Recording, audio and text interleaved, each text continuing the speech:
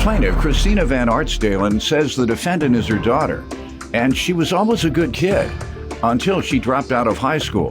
After that, Callan started dating a much older man who got her hooked on crack, and Christina's suing her daughter today for unpaid loans.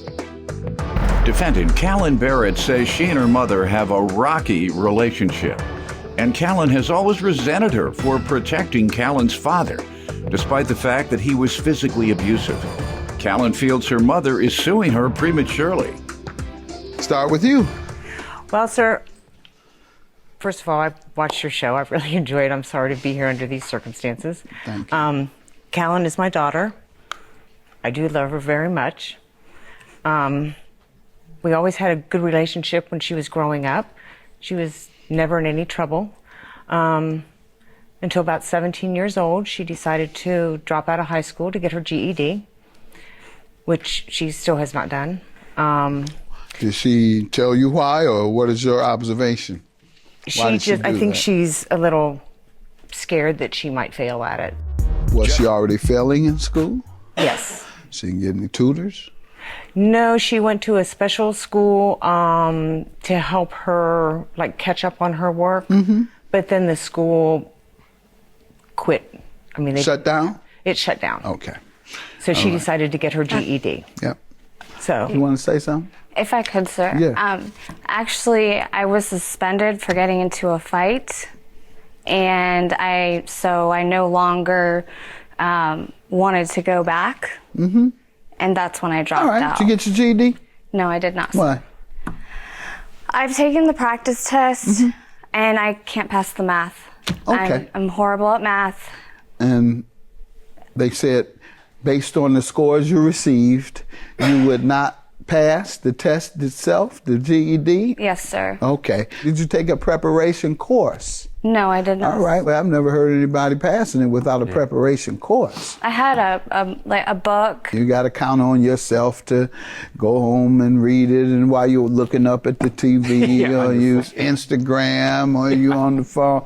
No, you're going to have to go to a class setting. I know. And many of them are free. So particularly go to a community college and ask about the course. Am I right? But you gotta get a prep course. I don't see people passing that without that. And what else you want to tell me about your daughter that might be insightful? Well, she after she was out of school, she was 17 at the time. I didn't find out about this until she was 18, which is probably several months after she met this older gentleman.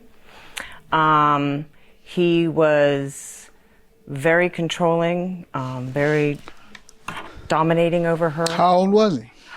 I believe at the time that she was 17 that she met him, he was close to 35, 37.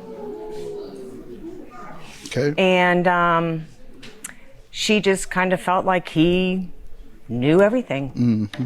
So she moved in with him, and he was very controlling. I found out several years ago that he did drugs. He got her using drugs. And at that point, our relationship it was extremely strained. What type of drugs? Crack. That'll do it. So if they needed something, of course, they would call. If they needed money. And did she recover from that? Yes, she did. When? It was probably about 6 or 7 years ago, maybe 8 now. You've been in recovery all that time? You haven't relapsed? Or if you have, you haven't relapsed often, have you? No, sir. I actually got into some trouble, and while you were a crackhead? Yes. Okay. You got in trouble? Good. And so what happened? How did you I got an aggravated burglary charge, and so I was put on felony probation. You going in there to get the money, or you heard they had a crack pipe in there? What were you going in there for? To get money to finance? No, it was actually the ex-boyfriend, and he was actually in his 40s. He was like 45. He called me and told me to come get my dog. Because he had my dog and would not give her back. So you were going there to get the dog, and then suddenly you just said, I think I'll burglarize this joint. No, sir. Didn't He tell. actually had another girl there who ended up getting in a fight with me. Did you get convicted for this? Yes, I did. Yeah, because sir. your story too long. You're talking too much. Well, let me tell you, whenever you get arrested and you go to trial, just make it real simple. Just make it real simple. No, Your Honor, I went there. My boyfriend convinced me in like 2 sentences. With the long story, that's the jury and the judge. They go to looking sideways at you. So Yeah. this story too long. She putting something on it. And when they putting something on it, that ain't true. All right, the loans. How does she owe you for that? Well, okay, in her defense, I would just like to say that she did go down there and was set up on these charges. But anyway. That's what she told you. Well, Never seen a person in prison or jail who wasn't set up. True. Never. So anyway. What you here for? I got set up, man. You know I ain't do nothing. Is that you on that video? Isn't that you on that video with that gun? Yeah, but they were setting me up. I didn't know they were playing the video. But you did it. Yeah, I did it, but the person I robbed set me up. How did they set you up to have money hanging all out their pocket? They knew I was going to rob them. That was a setup. Everybody in prison. Go ahead, ma'am. So she was set up. Got that. Anyway. How does she owe you for the loan? Well, she called me on January 17th or January 30th of this year and wanted to know if she could borrow $700 towards rent. They were a little short on money because of Christmas. So I agreed to go ahead and loan her the money.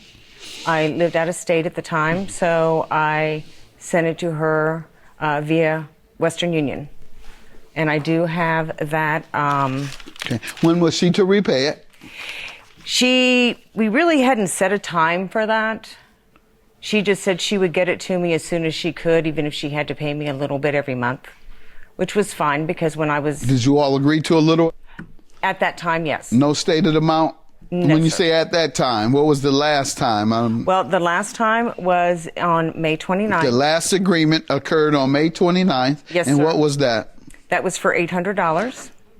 Per what? Total? That was for an additional $800. So on... She had paid some off? No.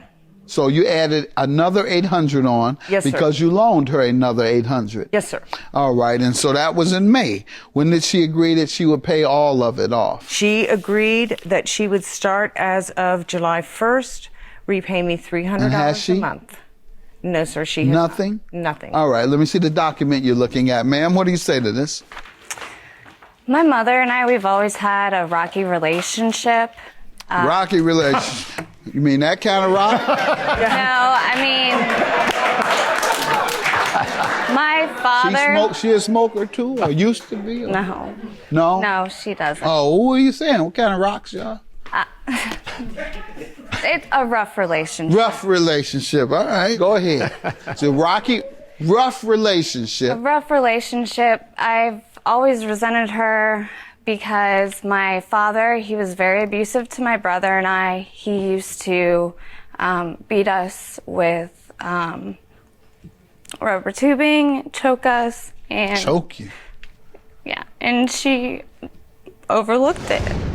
But I realize now that, I mean, because she was verbally abused by him as well.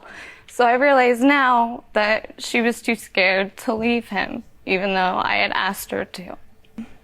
Ma'am, did you witness any of that? Him abusing the children? I have seen him.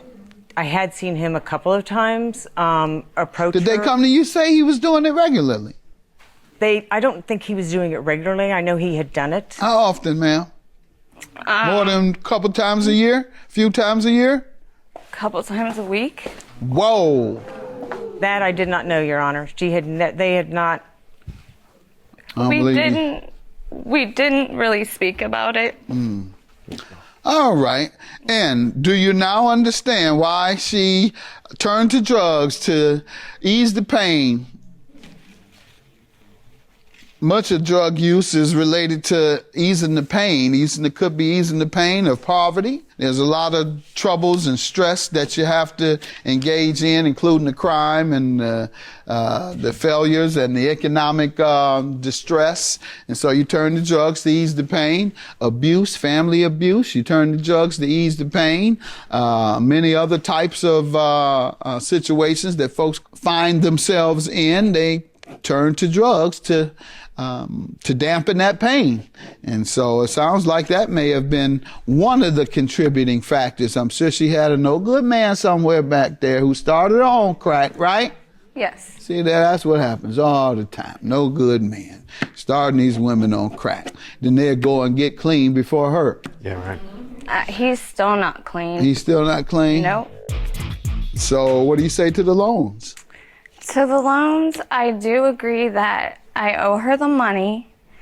I had talked to her, and she said, because the first payment that was supposed to be made, I couldn't make it to her. My husband was having a rough time at his job. They were getting ready to shut down. You weren't having a rocky time. No. You weren't having a I'm rocky time. not going to say rocks anymore. Rough. All right. No, y'all got a history of rocky times. Go ahead. But he was we were having financial difficulties still. He just started a new job, so we're starting to get financially. And did you explain and ask her to give you a little more time? Or, better yet, why didn't you give her anything at all? $100, $200.